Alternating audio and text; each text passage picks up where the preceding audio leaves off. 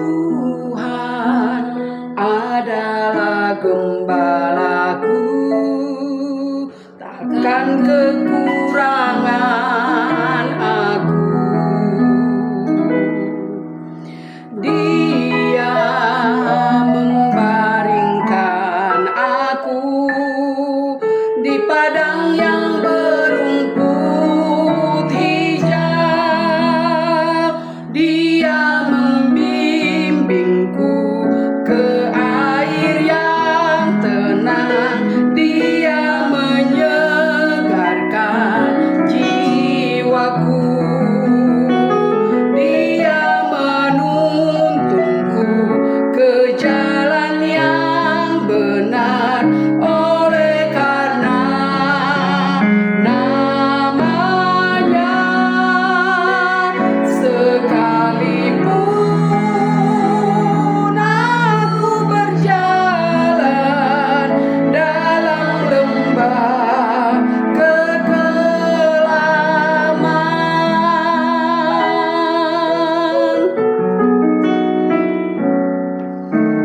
aku tidak takut bahaya, sebab Engkau besertaku.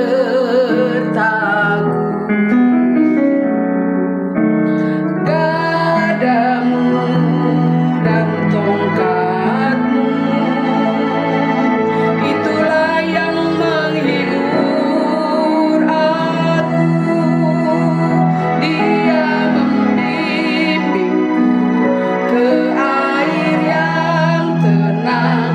Dia menyegarkan jiwaku. Dia menuntunku ke jalan yang benar. Oleh karena namanya, sekalipun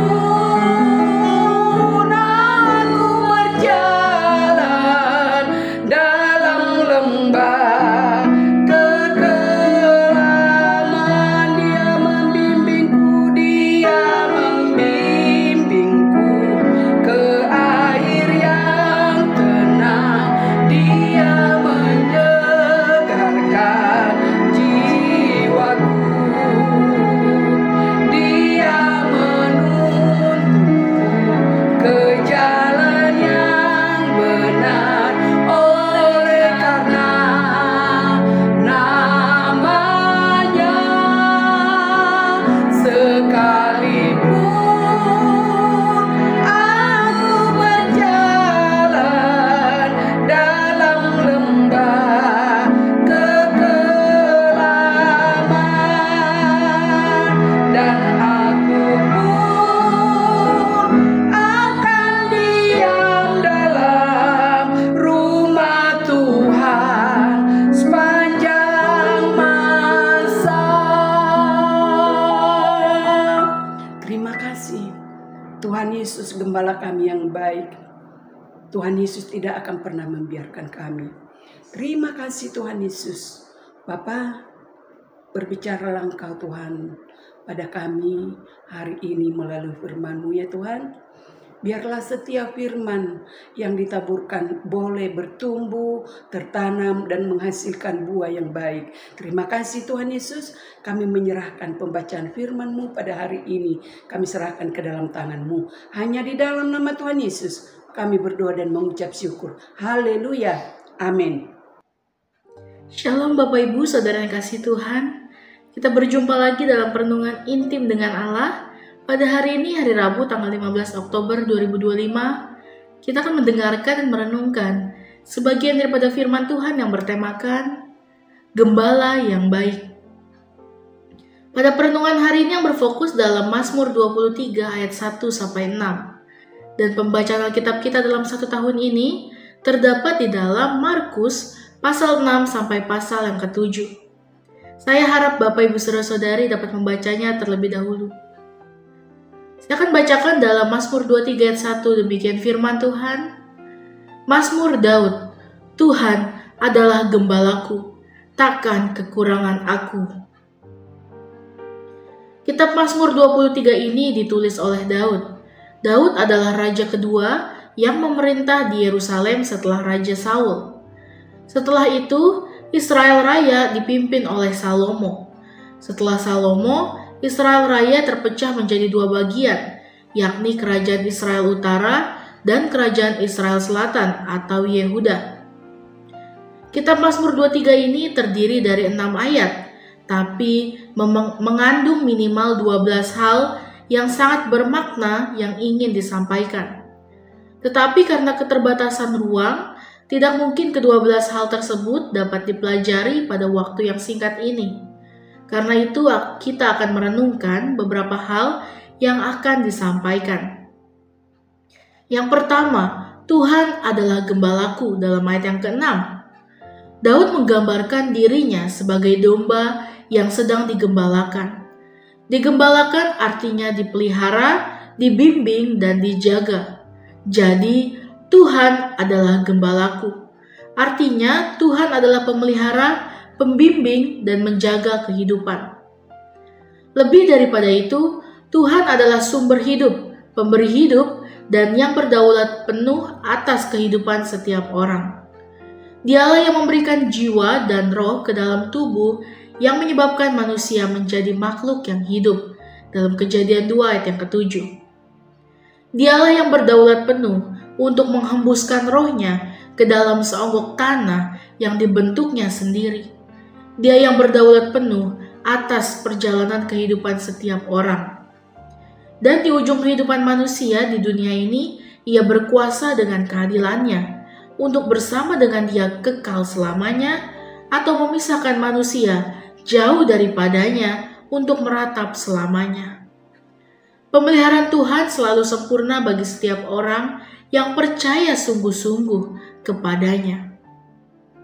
Tidak satupun penguasa lainnya yang dapat mengusik kehidupan manusia tanpa seizin Tuhan yang menciptakannya. Dialah Tuhan selamanya untuk manusia ciptaannya. Manusia tidak akan pernah kekurangan kebaikan Tuhan. Ia selalu menghamparkan rumput yang hijau dalam memenuhi kebutuhan hidup manusia gembalaannya. Tuhan yang menyediakan air penyegar kehidupannya. Ia adalah air kehidupan itu sendiri. Lalu yang kedua, Tuhan akan menyegarkan jiwa setiap orang dalam ayat yang ketiga. Apa yang dimaksud dengan jiwa? Istilah jiwa berasal dari bahasa Sanskerta yang berarti sumber kehidupan atau awal kehidupan dan atau benih kehidupan. Jiwa adalah inti kehidupan abadi. Daud menghayati sungguh-sungguh bahwa jiwa manusia berasal dari Tuhan. Jiwa yang diberikan Tuhan kepada manusia bersifat kekal. Karena itu, hanya Tuhan yang dapat memelihara jiwa. Hanya Tuhan yang dapat menyegarkan jiwa.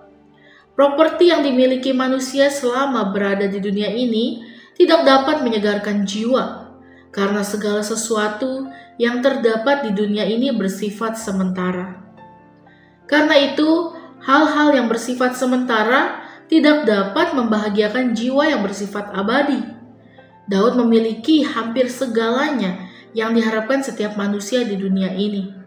Ia seorang raja, memiliki kekuasaan, hidup di istana yang megah. Raja-raja lainnya menyampaikan upeti kepadanya. Memiliki kekayaan yang melimpah dan memiliki angkatan perang yang sangat kuat pada zamannya. Ternyata semua yang dimilikinya saat itu tidak dapat menyegarkan jiwanya. Akhirnya ia berkata, hanya Tuhan yang dapat menyegarkan jiwanya. Karena itu berharaplah sepenuhnya kepada Tuhan, satu-satunya yang dapat diandalkan untuk menyegarkan, membahagiakan, dan mensejahterakan kehidupan seutuhnya. Sementara menjalani kehidupan di dunia ini, hendaknya tidak larut oleh semaraknya yang sementara. Lalu yang ketiga, Tuhan beserta setiap orang percaya dalam ayat yang keempat. Sejatinya, Tuhan tidak akan mengizinkan pencobaan yang datang kepada setiap orang percaya melebihi dari kekuatannya. Orang Kristen tidak memiliki hak istimewa untuk tidak menghadapi permasalahan hidup. Jangan berharap untuk tidak menghadapi persoalan. Karena setiap pencobaan yang dihadapi, setiap orang percaya akan dapat diatasi. Hal inilah salah satu bentuk nyata pernyataan Tuhan bagi setiap orang percaya.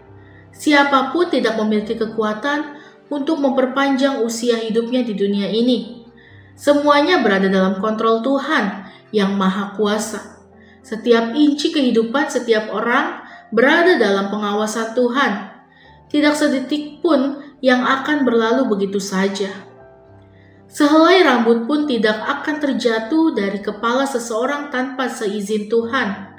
Inilah letak penyertaan Tuhan bagi setiap orang yang percaya kepadanya. Lalu yang keempat, diam dalam rumah Tuhan sepanjang masa dalam ayat yang ke-6. Terdapat dua hal penting yang patut diperhatikan pada ayat terakhir ini, yakni diam rumah Tuhan dan sepanjang masa. Diam di rumah Tuhan artinya bersekutu dengan Tuhan terus-menerus. Berada dalam hadirat Tuhan kapan dan dimanapun. Diam bersama Tuhan secara intim, menjalani hidup bersama Tuhan setiap saat. Memiliki kerinduan untuk menyenangkan Tuhan dalam kehidupan sehari-hari. Menjauhkan diri dari hal-hal yang bertentangan dengan karakter Tuhan. Sementara sepanjang masa artinya kekal atau selamanya. Roh yang Tuhan hembuskan kepada manusia pada waktu penciptaan adalah hidup yang kekal.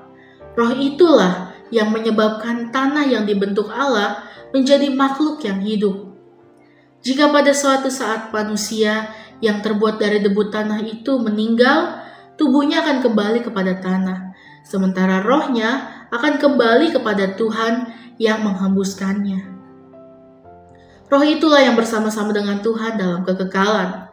Tetapi roh yang tidak berpaut kepada Tuhan akan tetap berada dalam ratap tangis yang kekal. Karena itu, dalam hidup yang sementara ini, setiap orang percaya harus terus-menerus berbenah diri supaya selalu berkenan kepada Allah. Hanya karena perkenanan Allah, manusia memiliki jaminan untuk hidup kekal bersamanya. Amin. Mari kita sama-sama berdoa. Bapa yang baik, terima kasih Tuhan untuk perenungan pada hari ini ya Bapa. Kami percaya ya Bapa, hanya Engkau gembala yang baik bagi kami ya Tuhan.